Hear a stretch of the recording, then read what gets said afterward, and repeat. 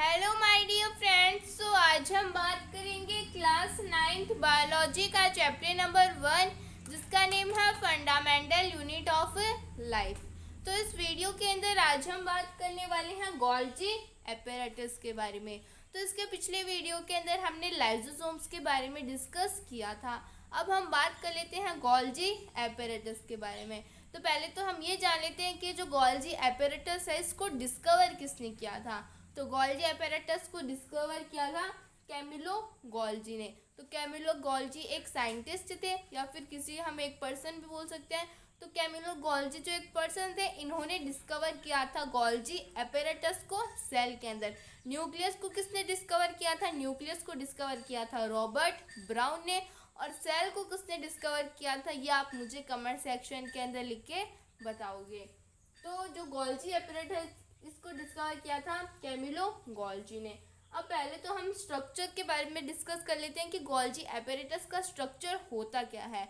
तो Golgi apparatus के structure के अंदर होते हैं वेसाइकल्स। पहले तो होते हैं सिस्टर्ने। तो इस तरह से बहुत सारे सिस्टर्ने जो है प्रेजेंट होते हैं गोल्जी एपेरेटस के अंदर। तो ये क्या है? ये है सिस्टर्ने। बहुत सारे वेसाइकल्स भी प्रेजेंट होते हैं। इस तरह से बहुत सारे वेसाइकल्स जो है वो भी प्रेजेंट होते हैं। वैक्यूल्स भी प्रेजेंट होते हैं इसके अंदर बहुत सारे। तो इस तरह से फोल्ड्स प्रेजेंट होते हैं, वेसाइकल्स प्रेजेंट होते हैं और वैक्यूल्स प्रेजेंट होते हैं। तो इन 3-4 चीज़ों से बना होता है हमारा गोल्जी एपेरेटस। किन किन से बना हुआ होता है? वेसाइकल से, वेसाइकल्स, वैक्यूल्स और बना होता है सिस्टर्ने। अब ये जो सिस्टर्ने है इसके बारे में तो हमने पहले भी डिस्कस किया है। जब हम एंडोप्लाज्मिक रेटिकुलम पढ़ रहे थे तब भी मैंने आपको बताया था कि जो एंडोप्लाज्मिक रेटिकुलम है वो बना होता है सिस्टर्ने से। उसी तरह से जो हमारा गोल्जी एपेरेटस है ये भी किससे बना होता है? ये भी सिस्टर्ने से बना होता है। सिस्टर्ने के अंदर क्या होता है? बहुत सारे फोल्ड्स होते हैं जो कि एक दूसरे के पैरेलली अरेंज होते हैं। जैसे कि ये जो एक फोल्ड है ये इसके पैरेलल अरेंज है, ये दूसरे के पैरेलल प्रेजेंट है। तो जो हमारा गोल्जी एपेरेटस होता है वो सिस्टर्ने से बना होता है। सिस्टर्ने क्या होते हैं? उसके अंदर बहुत सारे फोल्ड्स होते हैं जो कि एक दूसरे के पैरेलली अरेंज होते हैं। और वेसाइकल्स क्या होते हैं? वेसाइकल्स भी एक तरह से बोरे जैसे होते हैं। वैक्यूल्स भी क्या होते हैं? वैक्यूल्स भी वेसाइकल के जैसे ही होते हैं। जैसे ये जो आपको गोल गोल दिख रहे हैं ये वेसाइकल्स भी और ये वैक्यूल्स भी हैं। तो ये तो हमने देख लिया। अब बहुत सारे जो सिस्टर्ने होते हैं, जो मैंने आपको बताया बहुत सारे फोल्ड्स प्रेजेंट होते हैं। तो जब ये जो फोल्ड्स है, जब ये जो सिस्टर्ने है वो एक बंडल बना लेते हैं, जब वो एक स्टैक बना लेते हैं इस तरह से, जब बहुत सारे जो सिस्टर्ने है जब वो इस तरह से एक बंडल बना लेते हैं इसको हम बोलते हैं सिस्टर्न्स। इसको हम क्या बोलेंगे? सिस्टर्न। या तो सिस्टर्न बोल सकते हैं या फिर सिस्टर्न्स बोल सकते हैं। तो जब बहुत सारे सिस्टर्न जो है वो बंडल बना लेते हैं तो उसको हम बोलते हैं सिस्टर्न्स। तो ये तो हमने स्ट्रक्चर के बारे में डिस्कस कर लिया। किसके? गोल्जी एपेरेटस के। डिस्कवर किया था कैमिलो गोल्जी ने।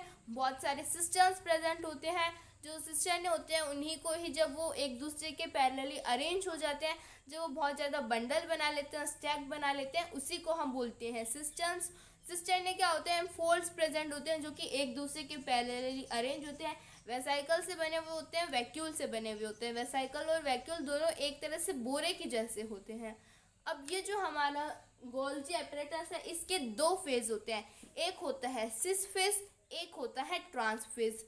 जो सिस फेज है वो न्यूक्लियस के साइड में होता है। तो अगर यहाँ पे न्यूक्लियस है तो न्यूक्लियस के साइड में प्रेजेंट होगा हमारा सिस फेज। तो इधर क्या है? सिस फेज। और नीचे क्या होगा? नीचे होगा ट्रांस फेज। Trans phase. तो 2 फेज प्रेजेंट होते हैं, सिस फेज और ट्रांस फेज। सिस फेज जो होता है वो न्यूक्लियस के साइड में होता है। ट्रांस फेज जो है वो प्लाज्मा मेम्ब्रेन के साइड में प्रेजेंट होता है। तो 2 फेज होंगे, सिस फेज, ट्रांस फेज। सिस फेज होगा न्यूक्लियस की साइड में, ट्रांस फेज होगा हमारे प्लाज्मा मेम्ब्रेन के साइड में। तो ये हमने देखा कि 2 फेज प्रेजेंट होते हैं। अब हमारे जो गोल्जी एपरेटस है इसका काम क्या होता है, ये तो हमने देख लिया कि स्ट्रक्चर कैसा होता है, कहाँ प्रेजेंट होता है, ये सारी चीज़ें तो हमने डिस्कस कर ली। अब जो इसका मेन पार्ट है कि इसका फंक्शन क्या होता है, तो फंक्शन अब मैं आपको बताती हूँ। तो गोल्जी एपरेटस जो है इसका फंक्शन होता है, एक तो ये चीज़ों को स्टोर करता है। कोई भी मटेरियल आया, अगर न्यूक्लियस ने किसी भी प्रोटीन को बनाए, कुछ भी किया न्यूक्लियस ने, जैसे कि मान लेते हैं कि न्यूक्लियस से क्या हुआ, कोई भी एक जो प्रोटीन है वो बन के आया, कहाँ पे, गोल्जी एपरेटस के पास में। तो गोल्जी एपरेटस जो है वो क्या करेगा, कुछ मटेरियल को तो अपने साथ अपने पास में स्टोर कर लेगा। अब जो भी मटेरियल है उसको वो मॉडिफाई करेगा और उसको क्या कर देगा, पैक कर देगा। तो गोल्जी एपरेटस होता है उसके मेनली ये 3 फंक्शंस होते हैं। एक तो ये क्या करता है, स्टोर करता है, तो ये चीज़ों को क्या करेगा, स्टोर करेगा। एक क्या करेगा, एक वो करेगा उनको पैक, एक करेगा वो उनको पैक, और एक करेगा वो उनको मॉडिफाई। तो ये 3 फंक्शंस होते हैं गोल्जी एपरेटस के। एक तो जो भी चीज़ आएगी वो उनको स्टोर कर लेगा। अब किसी भी मटेरियल को या फिर किसी भी पार्ट को सेल के अंदर और सेल के बाहर किसी भी, जैसे मान लेते हैं कि उस प्रोटीन की ज़रूरत है, तो जो गोल्जी एपरेटस है वो क्या करेगा, उसको जल्दी से मॉडिफाई करेगा, उसको पैक करेगा और बाद में वहाँ पे पहुँचा देगा। तो यही मेनली 3 फंक्शंस होते हैं गोल्जी एपरेटस के। एक वो स्टोर करता है, मॉडिफाई करता है और पैक करता है। और भी बहुत सारे फंक्शंस होते हैं, जैसे हमारा जो गोल्जी एपरेटस है वो लाइसोसोम्स को फॉर्म करता है। तो क्या फॉर्म करता है, लाइसोसोम, जिनके बारे में हमने हमारे पिछले वीडियो के अंदर डिस्कस किया था। तो गोल्जी एपरेटस लाइसोसोम को भी फॉर्म करेगा। और जो गोल्जी एपरेटस है उसका एक फंक्शन और होता है, वो सिंपल शुगर को कॉम्प्लेक्स शुगर के अंदर भी फॉर्म करता है। तो जो भी सिंपल शुगर्स होती है उनको फॉर्म करता है वो कॉम्प्लेक्स शुगर के अंदर। तो यही फंक्शंस होते हैं हमारे गोल्जी एपरेटस के। तो गोल्जी एपरेटस एक बार मैं आपको फिर से बता देती हूँ। जो गोल्जी एपरेटस इसको डिस्कवर किया था कैमिलो गोल्जी ने। इसके अंदर क्या होता है, इसके अंदर होते हैं बहुत सारे वेसिकल्स, बहुत सारे वैक्यूल्स और बहुत सारे सिस्टर्ने। सिस्टर्ने क्या होते हैं, बहुत सारे फोल्ड्स होते हैं जो कि पैरेलली अरेंज होते हैं। जब सिस्टर्ने का बंडल बन जाता है, जब सिस्टर्ने का स्टैक बन जाता है तो उसको हम बोलते हैं सिस्टर्न। अब उसके अंदर वैक्यूल्स भी प्रेजेंट होते हैं और वेसिकल्स भी प्रेजेंट होते हैं। फिर हमने बात की कि जो गोल्जी एपरेटस होता है उसके 2 फेज होते हैं, एक होता है सिस फेज, एक होता है ट्रांस फेज। सिस फेज जो है वो हमेशा न्यूक्लियस की साइड होगा, ट्रांस फेज जो है वो हमेशा जो हमारी प्लाज्मा मेम्ब्रेन है उसकी साइड में होगा। अब इसके अंदर जो सिस फेज है इसको हम एक नाम से और जानते हैं, इसको हम बोलते हैं रिसीविंग डिपार्टमेंट। क्या बोलेंगे, रिसीविंग डिपार्टमेंट। अब इसको हम रिसीविंग डिपार्टमेंट क्यों बोलते हैं, जैसे कोई भी मटेरियल आया, जैसे कि न्यूक्लियस से क्या हुआ, कोई भी प्रोटीन आया, तो जो प्रोटीन है वो गोल्जी एपरेटस के अंदर कैसे जाएगा, वो न्यूक्लियस से सिस फेज के थ्रू अंदर जाएगा। तो सिस फेज ने क्या किया, किसी भी मटेरियल को लिया। तो जब हम कोई चीज़ लेते हैं तो हम क्या बोलते हैं, रिसीव बोलते हैं। तो जब हम किसी भी चीज़ को लेते हैं तो उसको हम रिसीव बोलते हैं। तो जो गोल्जी एपरेटस है वो न्यूक्लियस से किसी भी मटेरियल को लेता है तो उसको हम क्या बोलते हैं, रिसीविंग डिपार्टमेंट। और वो क्या करता है, ट्रांस फेज से उस मटेरियल को निकाल देता है। जैसे कि सिस फेज से उन्होंने लिया, ट्रांस फेज से उन्होंने निकाल दिया।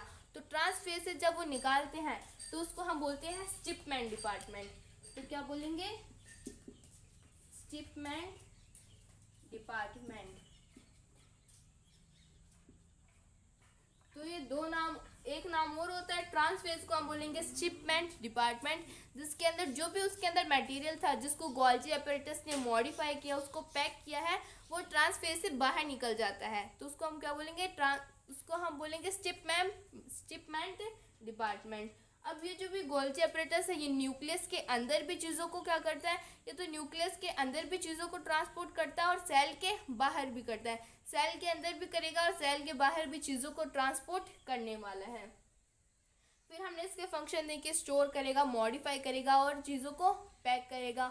और ये क्या करता है, जो भी सिंपल शुगर होती है उनको फॉर्म करता है कॉम्प्लेक्स शुगर के अंदर। और क्या करता है, इसका लास्ट फंक्शन और था कि वो राइबोसोम्स को भी फॉर्म करता है। किनको, लाइसोसोम को। शायद मैंने राइबोसोम्स बोला तो वहाँ पे राइबोसोम नहीं होगा, वहाँ पे लाइसोसोम होगा। जो हमारा गोल्जी एपरेटस होता है वो लाइसोसोम को भी फॉर्म करता है। तो हमारा जो गोल्जी एपरेटस वाला टॉपिक था वो कंप्लीट होता है। इसके नेक्स्ट वीडियो के अंदर हम वैक्यूल के बारे में डिस्कस करने वाले हैं। तो हमने सेल ऑर्गेनल्स के अंदर एंडोप्लाज्मिक रेटिकुलम के बारे में डिस्कस किया, लाइजोसोम के बारे में डिस्कस किया और हमने गोल्जी एपरेटस को भी डिस्कस कर लिया है। इसके नेक्स्ट वीडियो के अंदर हम वैक्यूल के बारे में डिस्कस करने वाले हैं। If anybody have any type of doubt, any type of query, then please ask me in the comments. Thank you so much.